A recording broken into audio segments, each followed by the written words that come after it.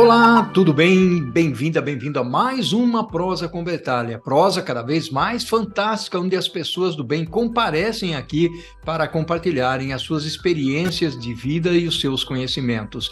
E olha que prosa que estamos trazendo hoje, revolucionando o supply chain com a inteligência artificial.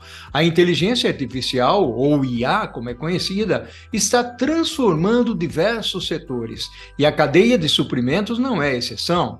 A aplicação da IA na gestão de supply chain tem o potencial de revolucionar as operações, impulsionando a eficiência e a competitividade das empresas. Com o poder da IA, é possível analisar grandes volumes de dados em tempo real, identificar padrões e tendências, prever demandas e otimizar o planejamento logístico. Além disso, algoritmos de IA podem automatizar tarefas repetitivas, como o rastreamento de estoque e a roteirização de transporte, reduzindo erros e aumentando a velocidade das operações. A IA também oferece insights valiosos para a tomada de decisões estratégicas, permitindo uma gestão mais ágil e assertiva da cadeia de suprimentos. Ao aproveitar o poder da inteligência artificial, as empresas podem melhorar a visibilidade, a eficiência e a resposta às demandas do mercado, ganhando uma vantagem competitiva significativa em um mundo cada vez mais dinâmico e complexo. Vamos refletir sobre este tema fantástico e importante aqui na Prosa com Bertaglia, onde a educação e os negócios caminham juntos. E para isso, eu terei o privilégio de trazer aqui para prosear comigo a Ana Paula Blanco. Olha só que honra, que orgulho receber aqui para prosear comigo a Ana Paula. Ana, bem-vinda à Prosa com Bertaglia. Obrigada, Bertaglia, por essa prosa, né, pelo convite. É uma honra poder estar hoje aqui com você para falar de um assunto tão em moda, né? É isso aí, muito bacana, muito legal, Ana. Ana, quem é a Ana Paula? Bom, eu nem vou me apresentar como Ana Paula, porque eu até me estranho, né? Esse é um nome que só minha mãe me chama quando ela tá brava, assim. Então, a Ana Blanco, que é como as pessoas me conhecem, é uma profissional que tem aí mais de 25 anos de estrada em supply chain. Já passei por grandes multinacionais, como a Procter Gamble, a General Electric, e hoje eu estou na DHL Supply Chain, então já atuei em diversos segmentos. Se a gente pensar na cadeia de suprimentos, eu já fiz posições do começo até o final da cadeia, e eu também tive, né, o privilégio de poder, há 5 anos atrás, parar e fazer um ano sabático, onde eu fui estudar no MIT. E durante esse estudo, eu dediquei uma boa parte do meu estudo a entender a inteligência artificial. Então, esse é um assunto aí que, de alguma forma, mora no meu coração há pelo menos 5 anos. Olha só que fantástico, que legal, Ana. Ana, vamos contextualizar esse tema, porque é um tema de paixão, né? É um tema bastante interessante. Eu costumo definir inteligência artificial como estatística avançada, né? A gente ouve as pessoas falarem sobre o tema e às vezes de uma forma até um pouco complexa, mas no final das contas, quando a gente está falando de inteligência artificial, a gente está falando de estatística avançada. E por que essa estatística avançada, nos últimos anos, né, conseguiu decolar de forma tão rápida? Porque a gente tem um contexto que favorece. Então, os algoritmos, ou a parte de estatística, ela já existe há muito tempo. Tem muitos modelos que existem há muito tempo, que não são novos. Só que agora a gente tem duas coisas novas. A primeira é que as empresas se digitalizaram muito. Então, a gente tem muito dado disponível. E para a gente poder ter algoritmos que sejam eficientes, a gente precisa de dados para treinar os algoritmos. Então, hoje a gente tem dados, no passado a gente não tinha. E a segunda é que hoje a gente também tem capacidade de processamento, uma capacidade de processamento diferente da que a gente tinha lá no passado. Então, mesmo com dados disponíveis, no passado, às vezes a gente precisava de horas, dias para rodar um modelo, né, de inteligência artificial. Hoje em dia, isso leva segundos. Então, essas duas coisas juntas fizeram com que esses algoritmos estatísticos pudessem florescer e a gente começasse a ter casos de uso aplicáveis para essa ciência, né, que existe há tanto tempo. Que legal.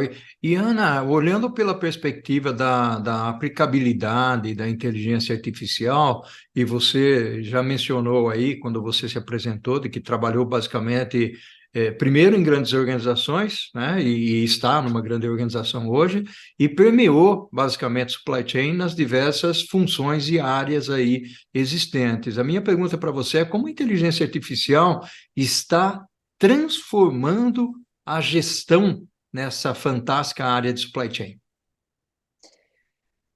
Antes de falar como ela está transformando, eu vou falar sobre os grandes desafios que a gente tem nessa área, né?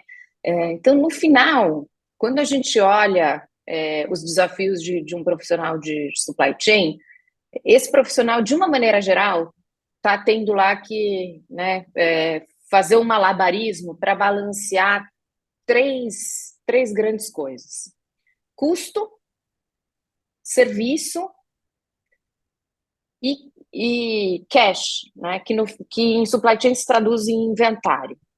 Fazer uma das coisas é relativamente fácil, balancear duas é um pouco mais complexo, ter um bom balanço entre os três é que é a grande arte. E aí a gente tem esse contexto, né, de ter que fazer esse balanceamento num mundo que está exigindo que o supply chain seja cada vez mais flexível, que os níveis de serviços sejam cada vez mais elevados. Então, as demandas só estão aumentando. A inteligência artificial entra aqui para tentar ajudar a fazer esse balanço.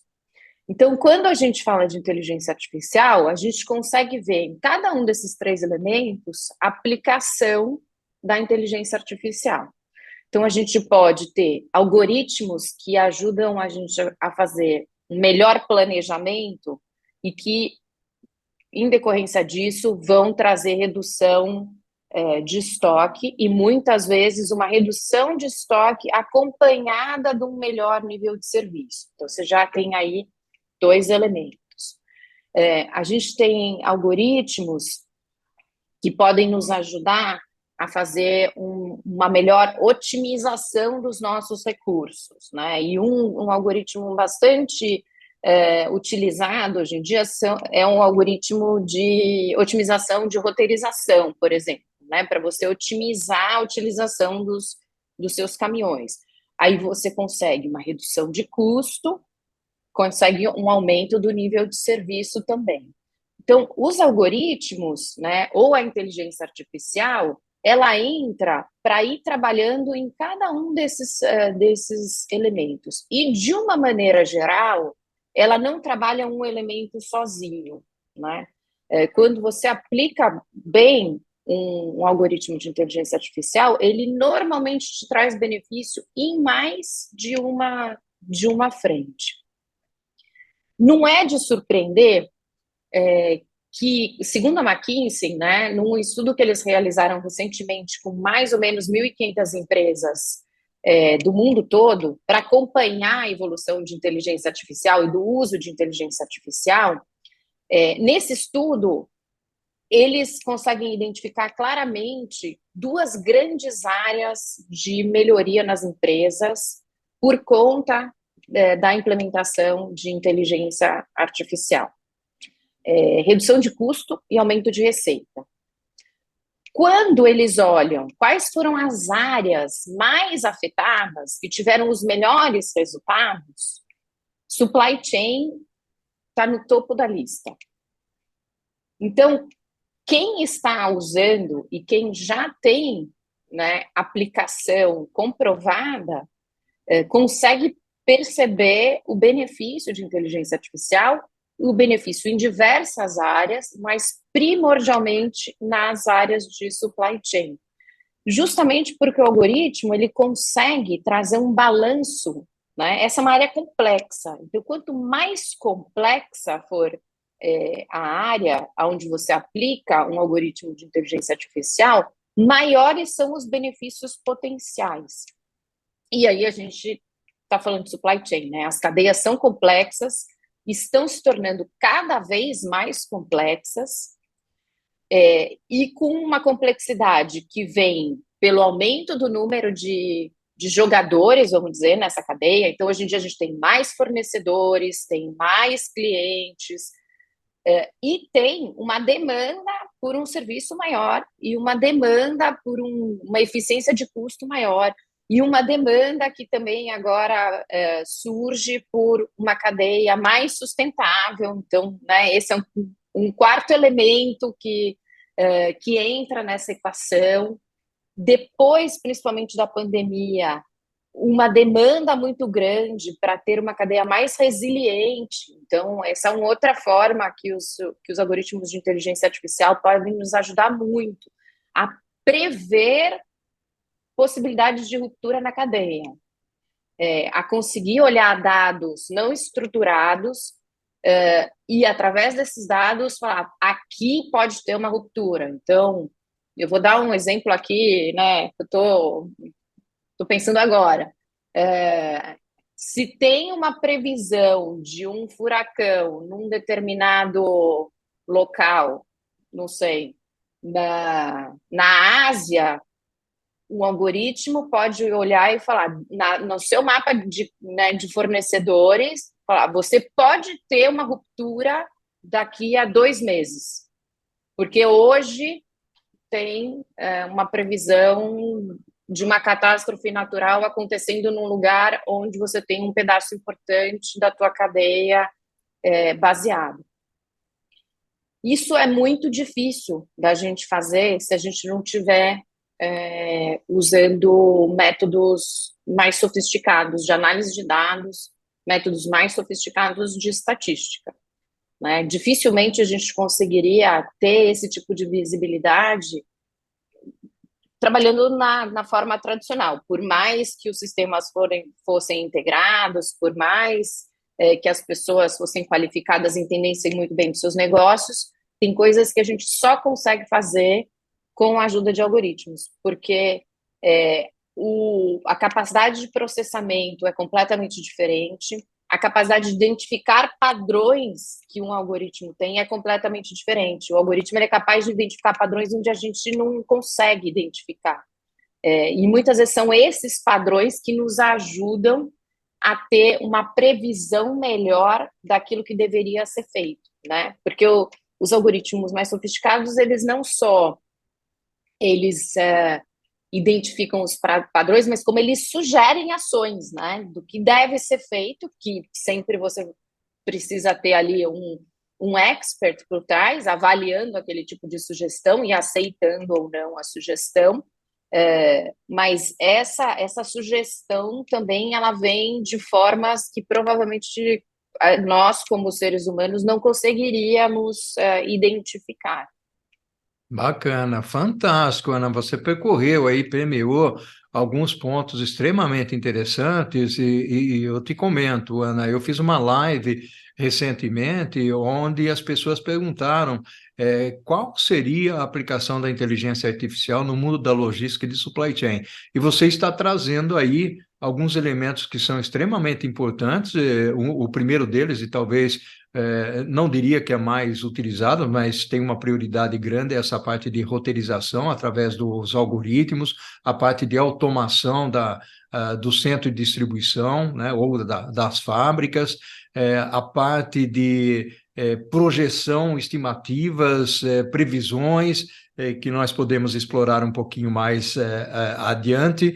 E no final das contas, a tomada de decisão ela fica muito mais, eu não diria fácil, mas é muito mais acessível para as pessoas com todos esses dados e a facilidade, como você bem falou, em ter a capacidade de processamento muito maior e a disponibilidade de dados. Os dados sempre existiram, certo, Ana? Aquilo que você falou, sempre existiram, só que coletar esses dados manualmente ou em papel era muito mais difícil. Hoje está muito mais fácil. Ana, vamos fazer o seguinte: nós estamos encerrando a primeira parte aqui da nossa prosa. Vamos tomar uma água, um cafezinho, chamar a dona Corujinha e vamos para o segundo tempo, pode ser? Vamos lá. Olha só que honra, que orgulho ter aqui a Ana para debater esse assunto da inteligência artificial em supply chain. Está muito legal, Ana, bacana mesmo. Estou gostando demais da nossa prosa aqui. Ana, eu mencionei no finalzinho do primeiro bloco sobre automação, só que existe aí algumas interpretações sobre essa parte de automação, que é a convencional, a tradicional, e a automação que aplica também a inteligência artificial. Você explica um pouquinho para a gente a diferença entre esses dois elementos? Poxa, Bertalha, ótimo que você perguntou, porque essa é uma dúvida bastante comum e as pessoas fazem muita confusão em relação a esse assunto. A gente tem duas coisas bastante diferentes. Uma coisa é ser automatizado, outra coisa é ser autônomo. Então, quando a gente está automatizando um processo, a gente pega algo que é manual, coloca instruções bastante claras, faz uma programação bastante clara e aquele processo passa a ser automatizado. Mas ele sempre vai acontecer do jeito que a gente programou. Então, para quem já fez programação na vida, é o famoso if, then, else. O caso está mapeado e ele vai seguir exatamente aquilo que foi pré-estabelecido. Quando a gente faz isso, a gente está automatizando um processo. Quando a gente traz um processo autônomo, significa que o algoritmo ele não é né? Ele não tem um setup pré-definido. Ele vai trabalhar com estatística, com probabilidade. Então ele vai ler o que está acontecendo no ambiente. Eu vou dar o exemplo de um robô, tá? Então, os veículos autônomos nas ruas, hoje eles ainda não existem, né? Existem só em fase de teste. Mas veículos autônomos dentro de operações limitadas e com transporte de carga, não de passageiro, ou seja, em pátios de portos, em pátios de armazéns, dentro dos armazéns, esses veículos autônomos já são bastante comuns. Aqui no Brasil, menos, porque a gente tem uma questão de custo, mas quando a gente visita operações fora do Brasil, às vezes eu vejo frotas de robôs trabalhando, né, em harmonia com as pessoas, empilhadeiras trabalhando sem um empilhadeirista. Você olha, tá lá até o banquinho, e hoje ela trabalha de maneira autônoma, porque ela tem né, um algoritmo que está guiando. Então, o que esse algoritmo faz? A gente treina o algoritmo para ele reconhecer as situações. Então, quando andar, quando parar, aonde tem uma situação de perigo, o que é um pallet, o que é uma pessoa. Então, o algoritmo ele passa a reconhecer o ambiente e, a partir desse reconhecimento, ele toma ações. Então, ele se movimenta, ele para, ele desvia, ele liga uma luz, ele soa um alerta. E, na maior parte dos casos, esses né, entes autônomos, que pode ser uma empilhadeira, pode ser um robô, né, eles, inclusive, são capazes de, quando eles estão numa situação onde ele não reconhece aquilo, quer dizer, ele não foi treinado para aquela situação, ele para e pede ajuda de alguém que pode dizer o que ele tem que fazer, que é um ser humano, né? Normalmente ele para e aí ele vai mandar um alerta para um ser humano que vai ter que ir lá e dar a instrução do próximo passo. A partir do momento que ele aprende qual é aquela instrução, na próxima vez que ele se deparar com a situação, ele já está treinado para aquilo e ele sabe como agir. Então, aqui tem duas coisas que a gente precisa sempre avaliar. Quando a gente estiver falando de uma ferramenta, se é uma ferramenta que vai estar com o setup pré-estabelecido e bastante fixo, a gente está automatizando. Se a gente tem um algoritmo que é livre para agir de forma praticamente independente, aí a gente está falando de ferramenta de inteligência artificial, a gente está falando de processos que são autônomos, né? Eles também são automatizados, mas eles são automatizados e autônomos. Que legal. Espero que tenha sido claro e que a gente tenha conseguido, né, desmistificar um pouco aí esse tema. Não, e é legal esse tema, porque da mesma forma como você comentou anteriormente, eu vejo realmente um pouco dessa confusão.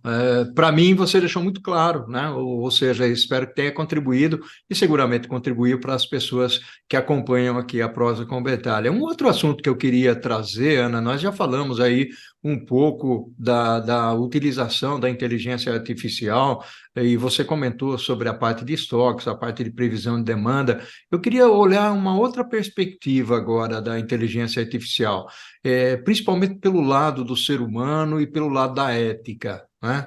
Quais são, na sua visão, Ana, as implicações éticas e também de segurança? Vamos colocar segurança nesse circuito aqui, da utilização da inteligência artificial em supply chain. Aqui eu acho que a gente tem, né, quando a gente fala de segurança, a gente está falando de risco, né? A inteligência artificial ela tem muitos benefícios, mas ela não vem desprovida de risco, né? Também ela traz riscos de cibersegurança, porque você abre mais os seus sistemas, então esse é um tema que precisa ser muito bem avaliado. O tema regulatório precisa ser muito bem avaliado para ter certeza que o uso daquele algoritmo e a forma como o algoritmo vai ser usado não fere nenhum tipo de regulamentação. E aí, cada lugar tem uma regulamentação diferente. O tema de vieses, então, como nós estamos falando de algoritmos, o algoritmo, mais do que o ser humano, ele é capaz de intensificar qualquer tipo de viés. Então, se a gente treinar um algoritmo de forma enviesada, ele rapidamente reconhece um padrão e ele procura manter aquele padrão e ele rapidamente vai exacerbar aquele viés. Então, é importante que a gente entenda quais são os possíveis vieses, a fim de eliminar essas fontes no processo de treinamento do algoritmo. Então, esse é um outro tema que a gente precisa levar em consideração. As questões éticas, elas existem também na vida de sociedades sem inteligência artificial, né? E eu acho que aqui, talvez o tema que mais se discute a respeito de ética é o tema de veículos autônomos transitando nas ruas, né? E como o veículo ou o algoritmo agiria num caso de risco, ele protege quem está no veículo, ele protege quem está fora do veículo, como é que isso funcionaria? E é por isso que quando a gente se depara com essas situações, todo o processo fica mais lento, porque tem uma discussão ética que vai além né, do que é o algoritmo per se. Então, esse exemplo que eu dei dos veículos autônomos é um muito claro. Quando você tira a maior parte dos riscos, ou seja, quando você não está falando de, né, transitar numa rua, você está falando de transitar dentro de um armazém ou dentro de um pátio, quando você não está falando de transporte de pessoas, você está falando de transporte de cargas, porque aí você treina o algoritmo de uma forma que ele sempre vai privilegiar uma pessoa. Então, se ele tiver numa situação onde ele pode colocar um pedestre em risco, ele sempre vai deixar a carga para trás né, e proteger o pedestre, porque não tem ninguém em cima daquele veículo. Tá? Então, a gente, como sociedade, ainda precisa discutir mais, a gente precisa ter mais regulamentação para ajudar a nos guiar nesses temas éticos que são mais difíceis de serem discutidos. E à medida que a aplicação dessas ferramentas ela vai aumentando, também a regulamentação vai acompanhando e vai ajudando a colocar o guardrail ali de até onde a coisa pode ir. Então, hoje é muito comum algoritmos para reconhecimento facial. A gente vai em quase todo lugar hoje, né, no uso pessoal, no nosso telefone, no nosso computador, mas você vai no aeroporto, tem um algoritmo de reconhecimento facial, às vezes você vai numa loja, as câmeras que estão lá, você não sabe se tem ou se não tem. Então, a lei de proteção de dados vem para ajudar, como é que você pode trabalhar com isso de uma forma ética. Então, eu acho que a regulamentação ela precisa acompanhar a evolução da tecnologia para garantir que ela, né, é a regulamentação que vai dando essas balizas do que socialmente se considera ético e do que não se considera ético. Sensacional, Ana. Ana, nós permeamos vários tópicos, nós falamos da aplicação da inteligência artificial, como as pessoas, de certa forma, são afetadas, nós falamos sobre ética, falamos de roteirização, automação, você deu uma definição muito legal aí, e muito bem estruturada.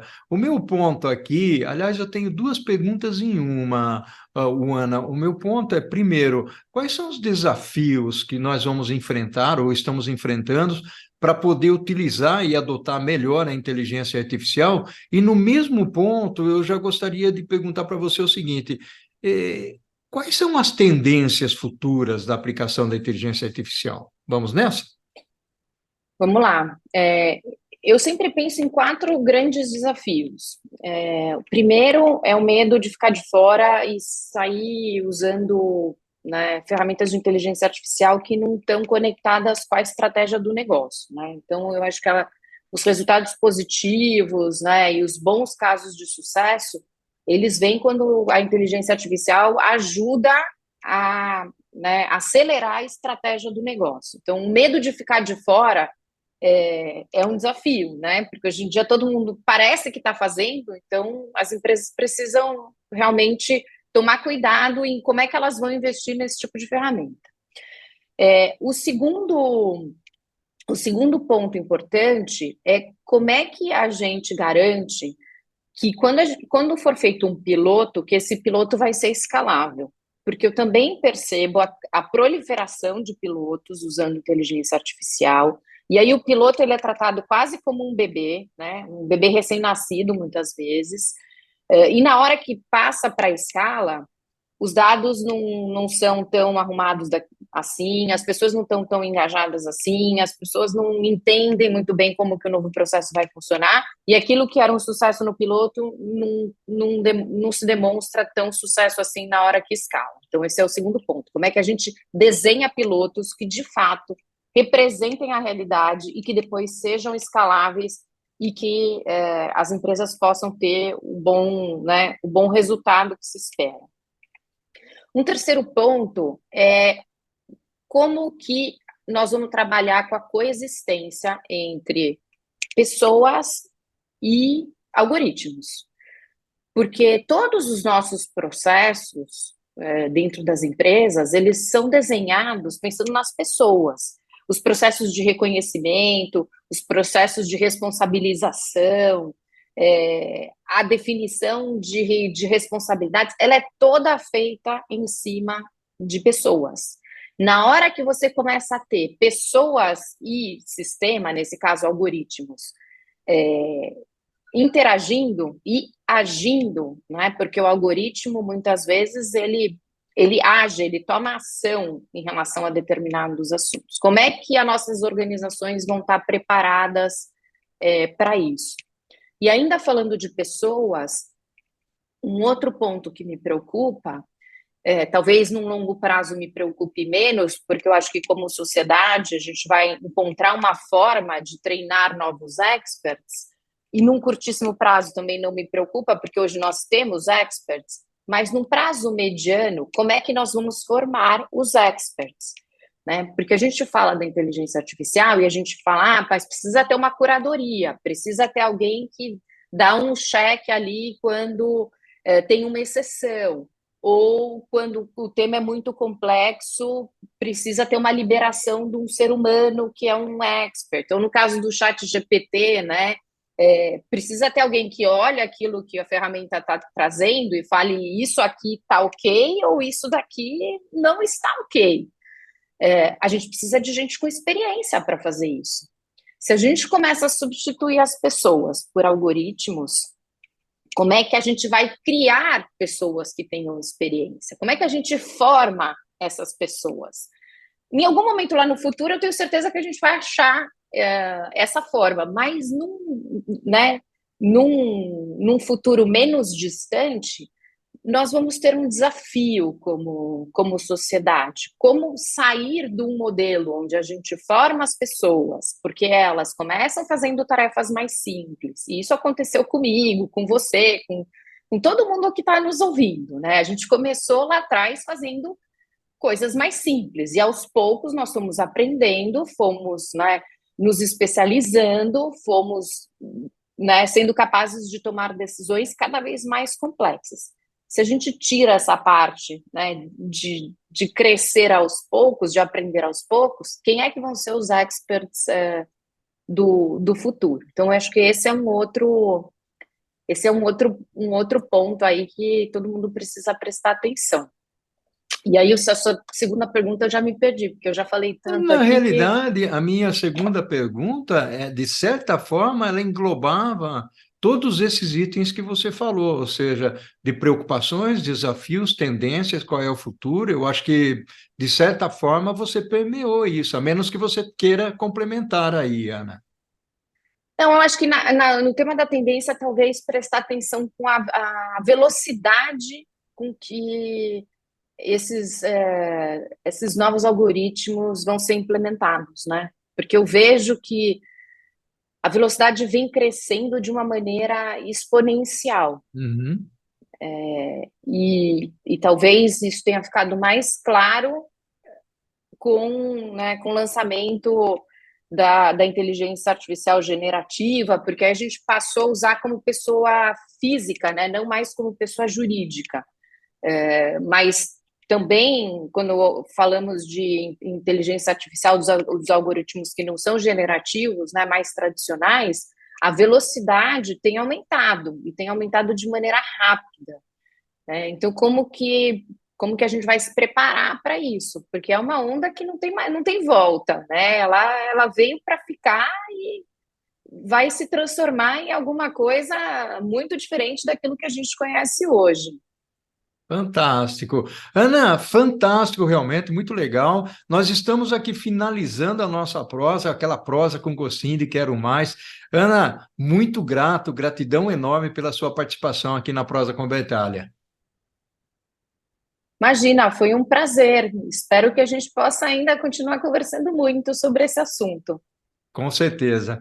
Ana, ao infinito e ao além. E o que nós fazemos em vida ecoa na eternidade. Gratidão enorme. Tchau, tchau. Tchau, tchau.